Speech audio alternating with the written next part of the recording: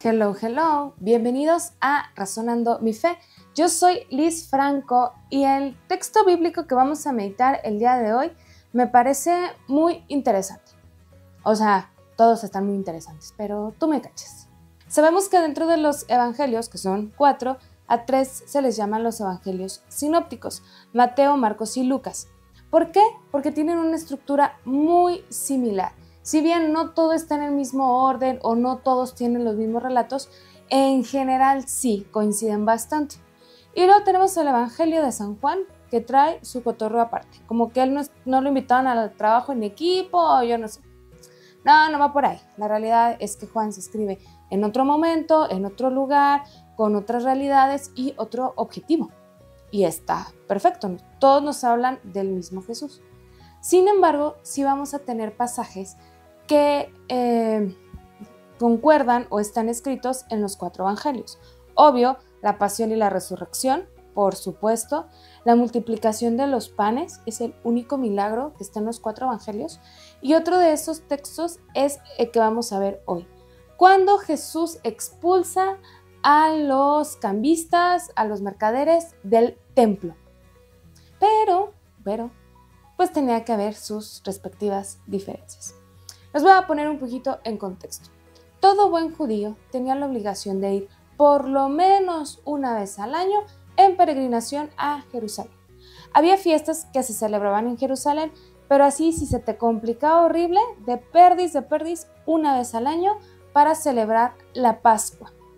En los evangelios sinópticos, Jesús está prácticamente todo su ministerio en Galilea, de donde era él, y solo va a migrar a viajar a Jerusalén para celebrar la Pascua y ahí va a sufrir la pasión y la resurrección. En Juan no. En Juan vamos a encontrar que baja 3 veces. Bueno, no baja, sube por altitud, pero viaja hacia el sur 3 veces. La primera es precisamente esta, cuando expulsa a los cambistas del templo. La segunda es enseguida de la multiplicación de los panes. Y la tercera, ahora sí, cuando va a subir su pasión. Por eso nosotros sabemos que el ministerio de Jesús duró 3 años, porque Jesús en el Evangelio de Juan va 3 veces a Jerusalén. Los evangelistas sinópticos ponen este pasaje de cuando Jesús corre a los del templo, pues al final de sus evangelios, porque es cuando va a Jerusalén, y Juan lo pone al principio. ¿Cuándo fue? No sabemos. La verdad es que no importa día, fecha y hora. Lo que importa es lo que pasó en ese momento.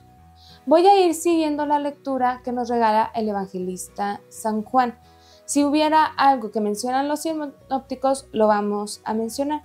¿Por qué escojo Juan?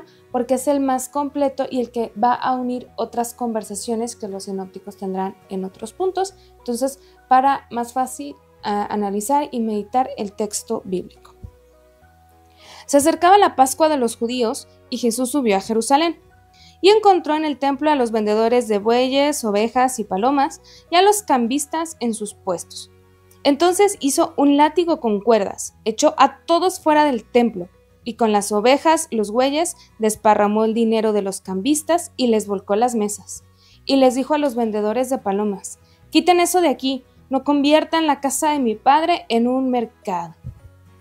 Hasta aquí vamos a empezar, luego seguimos leyendo qué pasó. Primero, hay que entender el contexto. Piensa tú en la kermés de tu parroquia.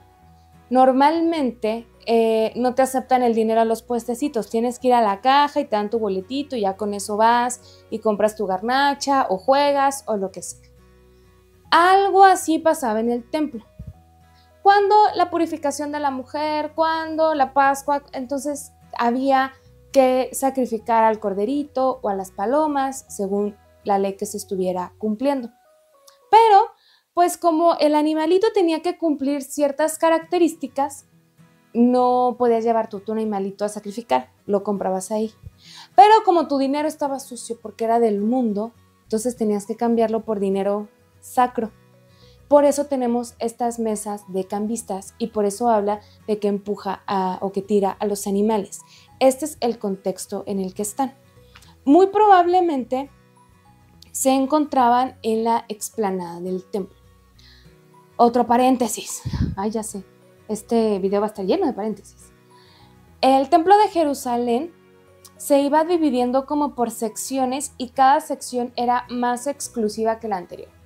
Primero teníamos el patio de los gentiles, que podría ser algo similar al atrio en nuestras parroquias. Todavía no llegas al edificio como tal, pero sabes que ese terreno ya pertenece a la parroquia. Como su nombre lo indica, de los gentiles, ahí podían entrar quien quisiera, como quisiera. Después pasabas unas puertas y vamos a tener el atrio de las mujeres y el atrio de los hombres. Y luego, ahora sí, entrabas al edificio como tal y ya solo podían entrar los sacerdotes, por ejemplo, Zacarías, cuando estaba ofreciendo el incienso, que le anuncia el ángel que van a ser Juan el Bautista, estaba dentro del templo. Luego viene el velo.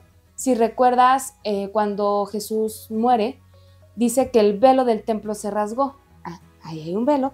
Y después hay algo que se llama el Santo de los Santos. Yo lo comparo, no es exactamente igual, pero vendría siendo algo parecido a lo que para nosotros es el sagrario. ¿Por qué? Porque en el Santo de los Santos se guardaba el Arca de la Alianza.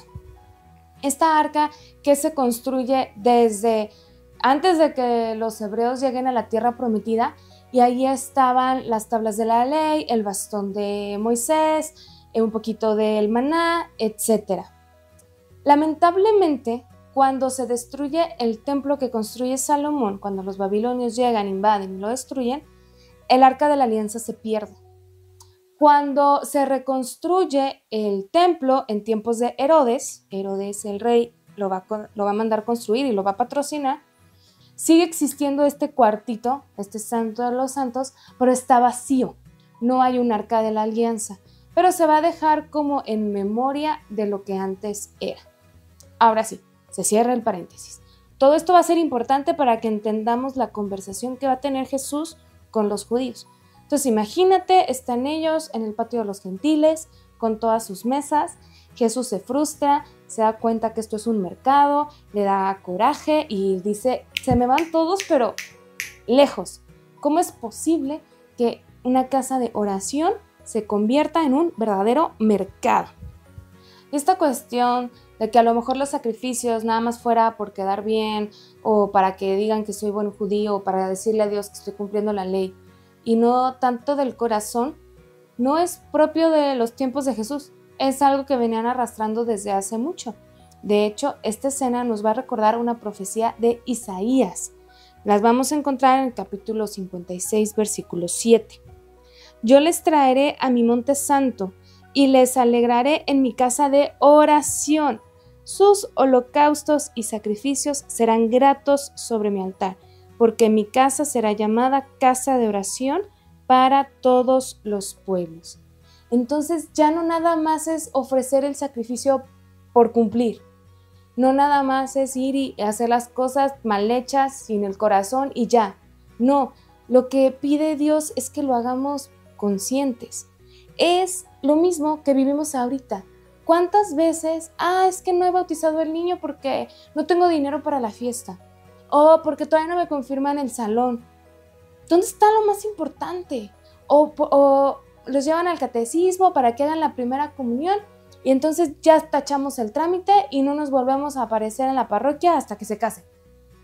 A ver, o sea, las cosas no se hacen nada más por la fiesta o por la tradición o por una obligación, sino por esa sed del Dios vivo, de ese Dios que nos encontramos en la Eucaristía.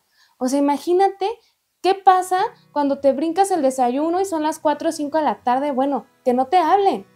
¿Por qué no nos pasa así con la Eucaristía? ¿Por qué no tenemos esa hambre de consumir a Dios, de comulgar? Y es lo que va a recriminar aquí Jesús. No tanto que hagan sacrificios, porque Él es judío y Él los hacía. Está ahí para celebrar la Pascua. El problema es que lo hacen ganándole al cambio, vendiendo los animales bien caros, nada más así por cumplir y no con amor. Eso es el verdadero problema. Y Él está diciendo, ya se está cumpliendo esta profecía de Isaías. Ya llegué yo. Y a partir de mí se va a adorar a Dios en espíritu y en verdad. Y algo interesante que menciona Juan, que no mencionan los otros dos sinópticos, es que no solamente echa fuera a los cambistas, sino a las ovejas y a los bueyes. Acuérdense que el título predilecto de Juan para Jesús es el Cordero. De hecho, todo el Apocalipsis Jesús será el Cordero. Y Juan es consciente que Jesús se convierte con su pasión en ese Cordero Pascual, el sacrificio perfecto. Entonces dice Juan, pues vamos echando afuera también a los animales, porque aquí ya llegó el Cordero y no se necesita ni uno más. Este es un detalle interesante. Los sinópticos solo nos van a hablar que echa a los cambistas, no va a mencionar a los animales. Algo que va a decir en los sinópticos y que no va a decir en Juan es que no está escrito, mi casa será llamada casa de oración para todos los pueblos. Aquí nada más los reclama, convierten la casa de mi padre. Está escrito de Isaías, esta profecía va a ser como más clara en los sinópticos, que dice, es que está escrito, lo cita tal cual. Aquí nada más como que lo referencia de una forma velada.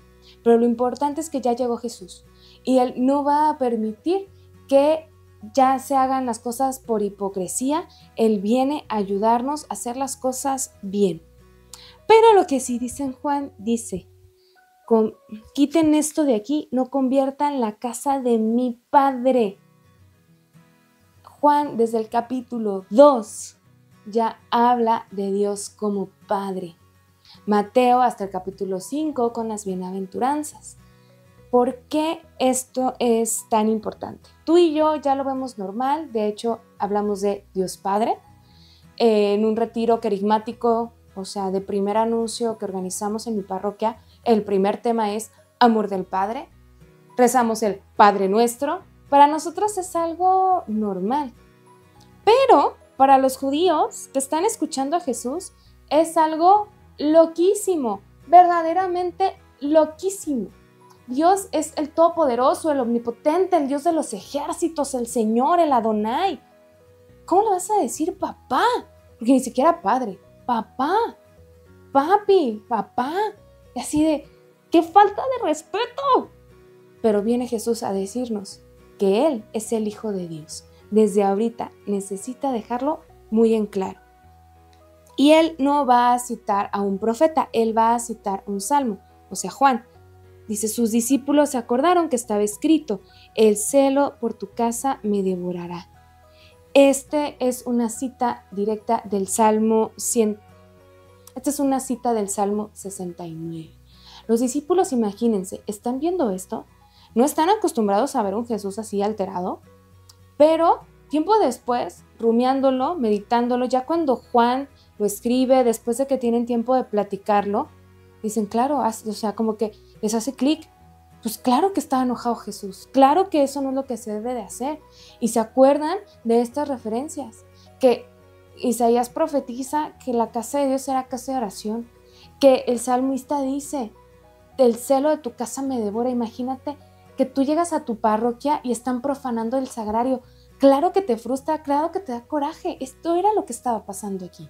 Y tenemos nosotros que ser defensores de nuestra fe.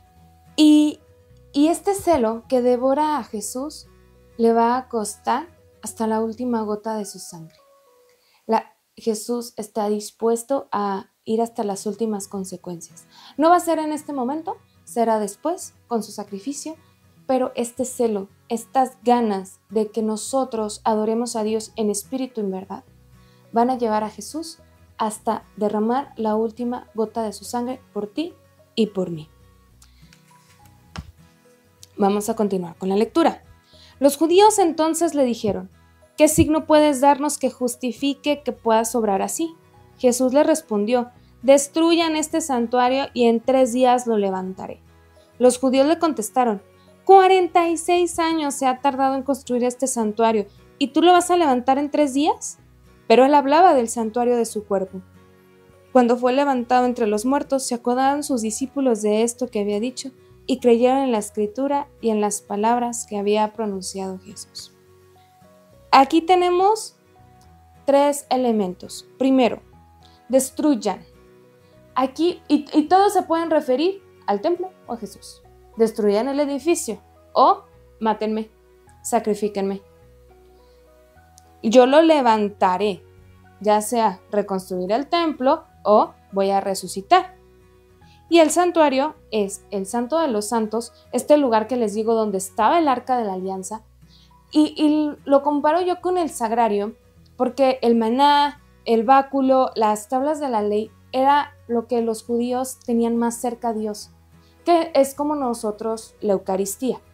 No es lo mismo, aclaro por favor, no es lo mismo, porque en la Eucaristía está verdaderamente Jesús.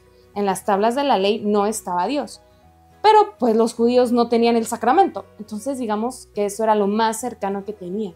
Entonces está muy fuerte decir que Jesús va a reconstruir no el Santo de los Santos, no es que vaya a recuperar el Arca de la Alianza, es que Él mismo va a resucitar y cada uno de nosotros nos vamos a convertir en templos del Espíritu Santo.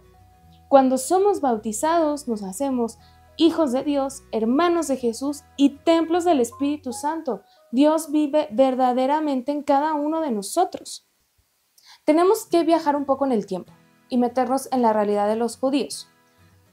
Porque tú y yo vamos a misa en tu parroquia, en tu capilla, y si sales de vacaciones o lo que sea, vas a una parroquia en donde estás de vacaciones.